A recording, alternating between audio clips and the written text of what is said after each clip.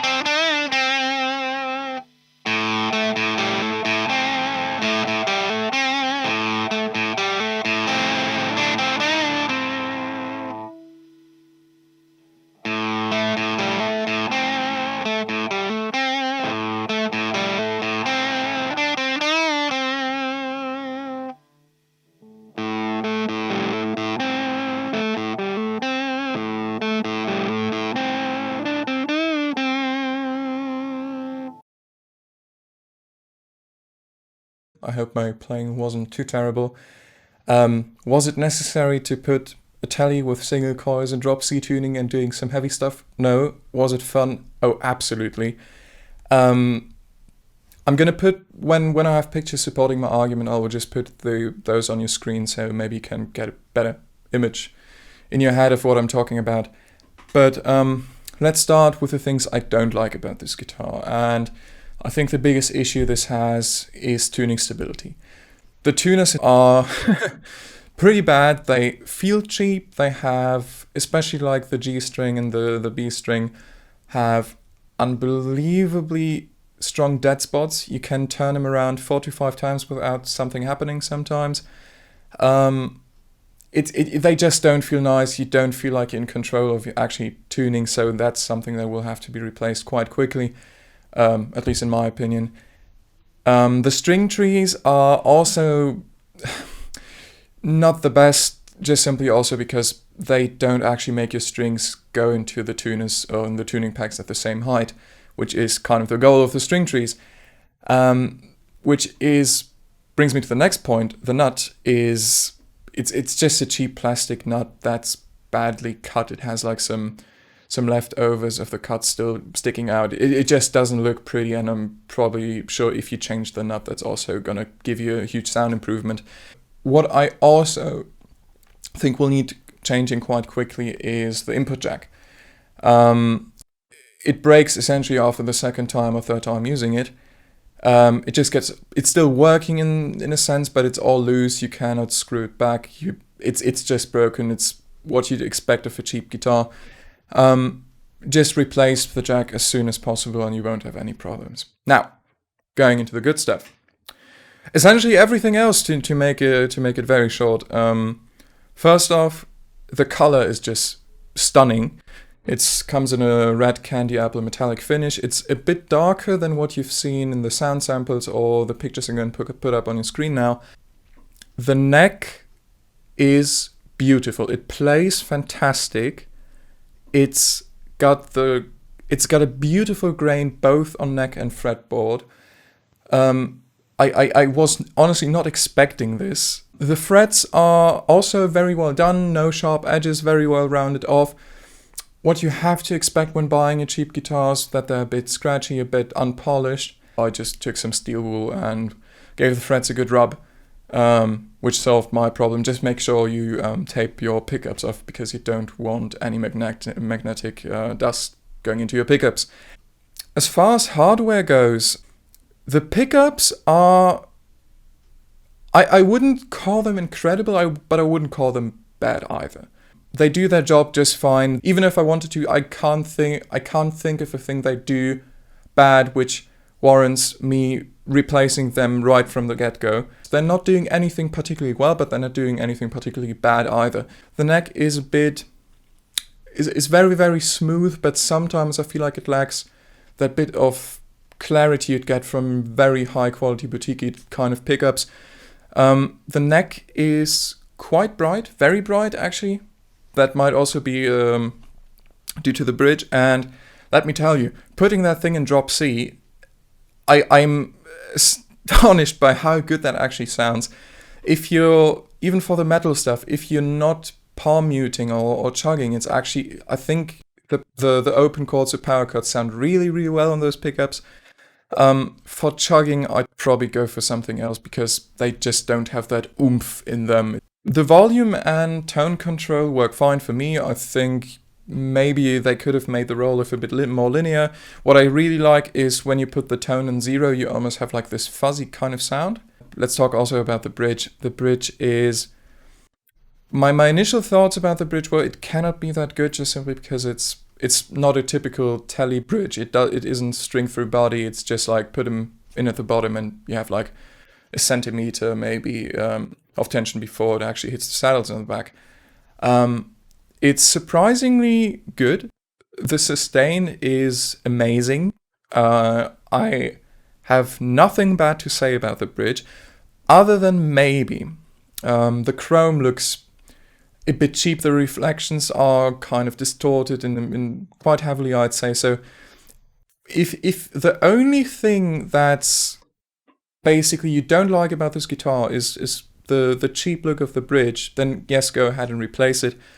But other than tuners and input jack, I'll be very real here, there's positively no need whatsoever to do any changes to this guitar. It's perfectly fine as it is. It is an amazing guitar, not only for its price, which is 89 euros, which should be around $100 US plus shipping, and I think around maybe 70 pounds, no, a bit more, let's say 80 pounds. It's unbelievable to me how much guitar you get for that little money. It really is. Maybe I just got like the best model Thomann had, but I don't believe that. If you want to pick that guitar up as an upgrade platform, which is mainly the reason I bought this guitar, go right ahead. There's nothing you can do wrong. Like, even if you mess something up, you can just buy a new one for that kind of money. It's really that cheap and it's that great of a guitar. One thing regarding upgrades I have to say though is I wanted to change the pickguard just simply for aesthetics, but I noticed that you'll you'll definitely have to buy like a pickup plate and cut the pickguard yourself, just simply because the pickguard measurements on this tally do not match up with the Fender and Fender copy pickguard measurements, which I don't mean the screw spots, it's just like if you want to match it to the bridge, the control plate just gets completely in the way. This tally has the cut for the control plate a bit more to the right than the typical Fender Telecasters will have. So keep that in mind when you think about upgrading this stuff. And I generally believe that, and I will do upgrades videos on this tally too. I'll be replacing everything from tuners, bridge, electronics, pickups, literally everything. Which, honestly, I still have to say there's no need for that. But I still want to do it because why not? Keep in mind that when you will do upgrades, there's probably some kind of problems you'll run into with where the screw positions are or how certain things measure up compared to the Fender original.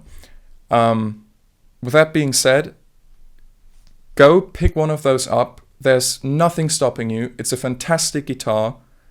I really, really believe you don't need any more guitar than you get with this one. It's really that good. Thank you very much for watching. I hope this video was somewhat informative. And yeah, talk to you guys in the next video, which will be the hardware upgrade video. I'll do the electronics at some later point, so the next video will be changing tuners, nuts, string trees, and bridge. Yes, that's what the next video is. With that being said, talk to you guys later, and thank you for watching.